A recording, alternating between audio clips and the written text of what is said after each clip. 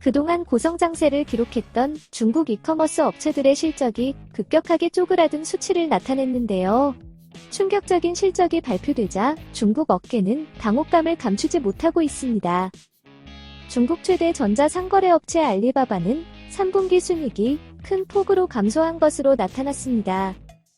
중국 당국의 전방위적인 규제와 코로나19로 인한 경기 둔화 등 여파가 실적 하락에 고스란히 반영됐다는 분석입니다.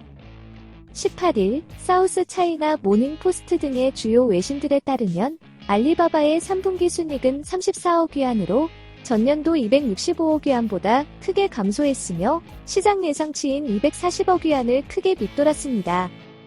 이는 지난해 같은 기간에 265억 위안보다 무려 87% 감소한 수치여서 충격을 주고 있습니다. 같은 기간 매출은 2,006억 9천만 위안으로 작년 동기 대비 29% 증가했지만 이는 블룸버그가 집계한 시장 전망치 2,061억 7,300만 위안을 밑돋는 수치입니다. 또 지난해 10월 인수한 프랑스계 유통업체 오샹의 중국 법인인 가오신의 매출을 제외하면 알리바바의 매출 증가율은 16%에 그쳤습니다. 하이퉁증권은 보고서에서 지난 3분기 신종 코로나 바이러스 감염증 재확산과 홍수 등 이상기후의 영향으로 소비 증가세가 주춤했다며 이것이 고스란히 알리바바 매출에 직접적인 영향을 미친 것으로 풀이된다고 분석했습니다. 블룸버그는 오는 4분기에도 알리바바 실적 부진세가 이어질 것으로 예상했습니다.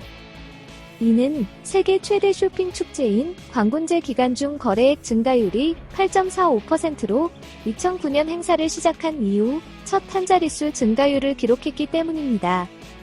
매년 축제 분위기 속에서 치러졌던 것과 달리 올해 광군제는 중국 당국의 규제 속에서 조용하게 진행됐습니다.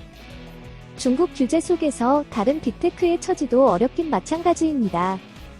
지난주 텐센트가 부진한 3분기 실적을 공개한 데 이어 17일 발표된 중국 인터넷 기업 바이두, 비리비리 등의 실적도 저조했습니다. 또한 알리바바와 같은 날 실적을 발표한 중국 2위 전자상거래 업체 징둥도 기대 이하의 성적을 기록했습니다.